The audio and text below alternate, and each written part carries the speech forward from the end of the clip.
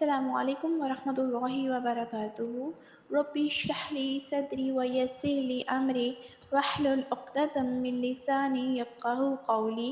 رب زدنی علما رب زدنی علما رب زدنی علما اللہم فقہنا فی الدین آمین یا رب العالمین۔ سورہ بقرہ آیت نمبر 25۔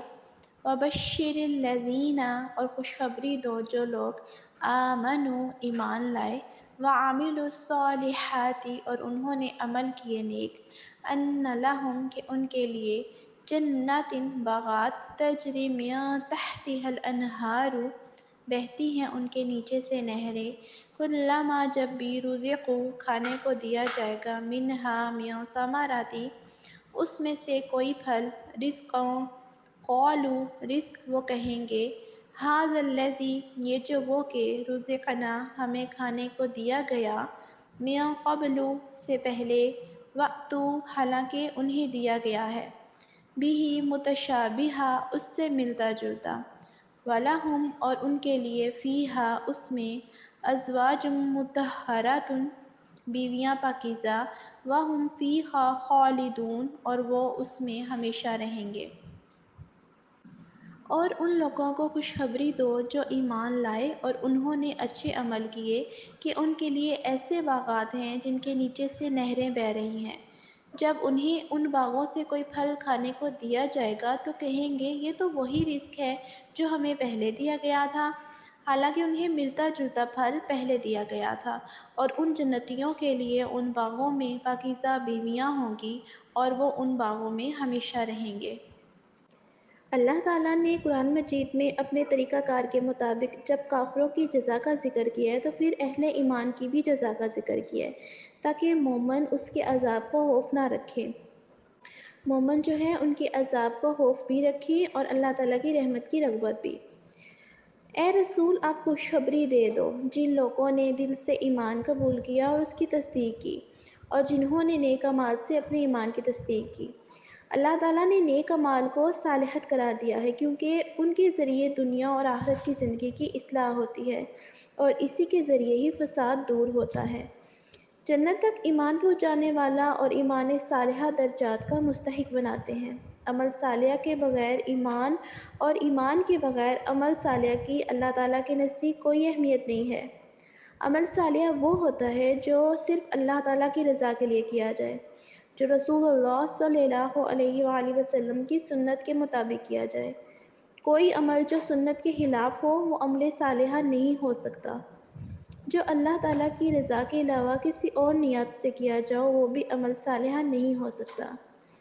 کہ یقیناً ان کے لیے ایسے باغات ہیں جن کے نیچے سے نہریں بہتی ہیں، جنت میں دودھ، صاف پانی، شہد اور عمدہ شراب کی نہریں بہتی ہوں گی، جیسا کہ اللہ رب العزت نے فرمایا، اس میں پانی کی نہریں ہیں جو بدلنے والا نہیں، اور دودھ کی نہریں ہیں جن کا مزہ تبدیل نہیں ہوگا، اور شراب کی نہریں ہیں جو پینے والوں کے لیے لذیذ ہے، اور خوب صاف کیے ہوئے شہد کی نہریں ہیں۔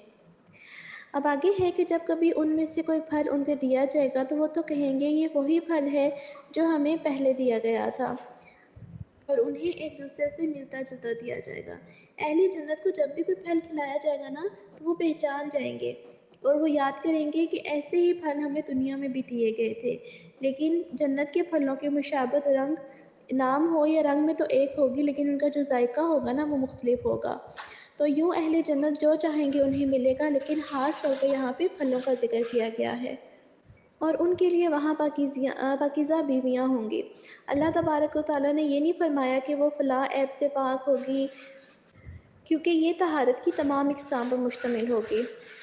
ان کے اخلاق پاک ہوں گے، ان کی تخلیق پاکیزگی پر مبنی ہوگی، ان کی زبان پاک ہوگی، ان کی نظر پاک ہوگی، ان کے اخلاق کی پاکیزگی یہ ہوگی کہ وہ دلکش ہوں گی اور اپنے اخلاق و حسنہ یعنی کہ حسن، اطاعت اور آداب کے ساتھ اپنے شوہروں سے محبت کریں گی۔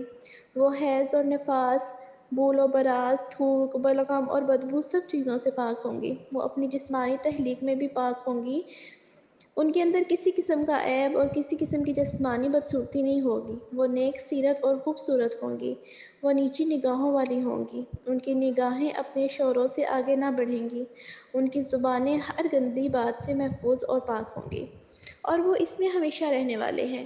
اب دیکھیے اس سے مراد جو لوگ جنت میں بسائے جائیں گے ان سے جنت کبھی واپس نہیں لی جائے گی، وہاں وہ ہمیشہ کی زندگی گزاریں گے۔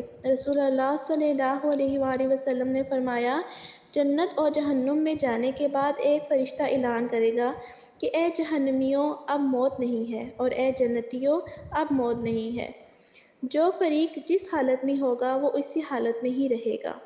تو اے میرے رب میرے لیے اپنے پاس جنت میں ایک گھر بنا دے۔ یا ارحم الراحمین، ہم سب کو جنت الفردوس میں جگہ عطا فرمائیے اور ہم سے راضی ہو جائیے، آمین۔ جزاکی اللہ خیر۔